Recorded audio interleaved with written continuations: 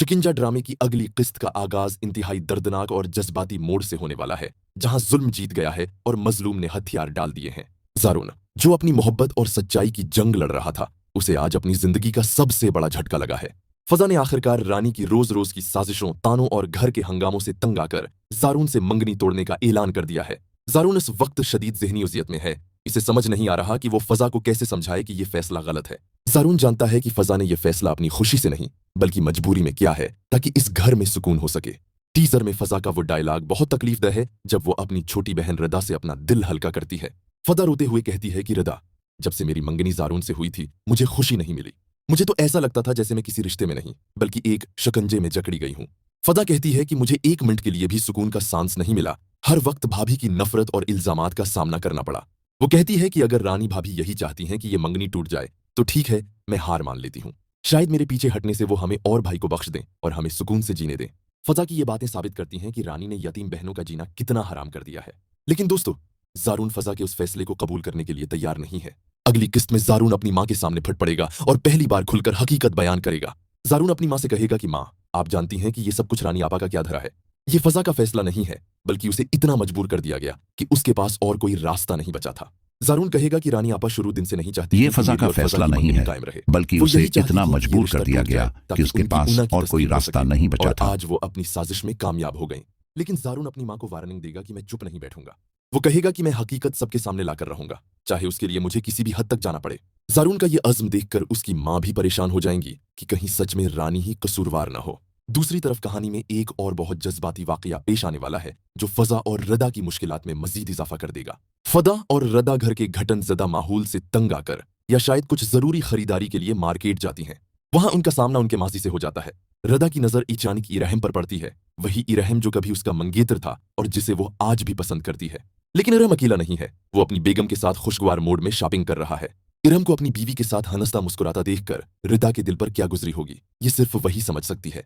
रदा, जो पहले ही घर के हालात और अपनी बहन की टूटी हुई मंगनी की वजह से डिप्रेशन में थी, वो इरहम को किसी और का होते हुए देखकर बर्दाश्त नहीं कर पाती और वहीं मार्केट में चुकराकर घर जाती है। फजा अपनी बहन को संभालने की कोशिश करती है। वो घबरा जाती है और मदद के लिए पुकारती है। ये मंजर बहुत तकलीफदेह होगा कि दो यतीम बहनें भरी मार्केट में अकेली अपनी इज्जत और होश संभालने की कोशिश कर रही हैं। हो सकता है कि इरहम की नजर भी रदा पर पड़ जाए और वो उनकी मदद के लिए आगे आए। अगर इरहम ने रदा को इस हाल में देख लिया तो इसके दिल में पुरानी मोहब्बत और हमदर्दी जाग सकती है। लेकिन ये वाकया रानी के लिए एक और सुनहरा मौका बन जाएगा।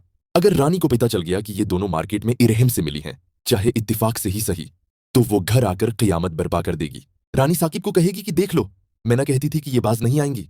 ये घर से शॉपिंग के बहाने निकलती हैं ताकि अपने पुराने आशिकों का पीछा कर सकें। रानी कहेगी कि अब तो ये मार्केटों में ड्रामे कर रही हैं, हमारी इज्जत खाक में मिल गई है। साकिब, जो पहले ही फजा की मंगनी टूटने पर परेशान है, वो रानी की इन बातों से मजीद दबाव में आ जाएगा। लेकिन दोस्तों, अब जारून का रद्दामल वो नहीं होगा जो पहले था। फजा के मंगनी तोड़ने के बाद जारून का जुनून अब जिद्द में बदल चुका है। जारून फैसला कर लेगा कि अब फजा से शादी करना सिर्फ मोहब्बत का तकाजा नहीं, बल्कि उसकी इज्जत बिहाल करना मेरा फर्ज है। जारून अपनी कोशिशें और ज्यादा तेज कर देगा।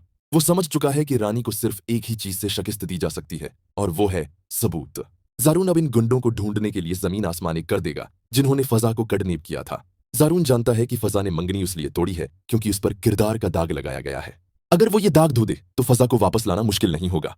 अगली अक्सात में हम देखेंगे कि जारून को एक बहुत बड़ा क्लू मिलने वाला है।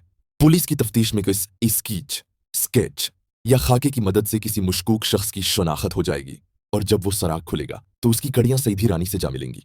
रानी, जो घर में मंगनी ये फजा का फैसला नहीं है, वो नहीं बल्कि उसे इतना मजबूर कर दिया गया कि उसके पास और कोई रास्ता नहीं बचा। हर हाल में फजा और रिदा पर लगे इल्जामात को खत्म करके रहूंगा। वो साकिब को भी हकीकत दिखाएगा कि तुम्हारी बीवी ने किस तरह तुम्हारी बहनों को नफसियाती मरीज बना दिया है। कहानी अब एंड गेम। जारून का ये अज़्म देखकर उसकी मां भी परेशान हो जाएंगी कि कहीं सच में रानी ही कसूरवार ना हो जैसा है। आप लोगों को क्या लगता है, क्या फजा को हालात से हार मानकर मंगनी तोड़ देनी चाहिए थी, या उसे डटकर रानी का मुकाबला करना चाहिए था? और क्या अरहम की वापसी रदा की जिंदगी में कोई नया तूफान लाएगी या कोई उम्मीद? अपनी कीमती राय कमेंट्स में जरूर दीजिएगा कि जारून को अब रानी के साथ क्या करना चाहिए। वीडियो पसंद आई हो तो लाइक करें और हमारे चैनल को सब्सक्राइब करना हरगिज न भूलें।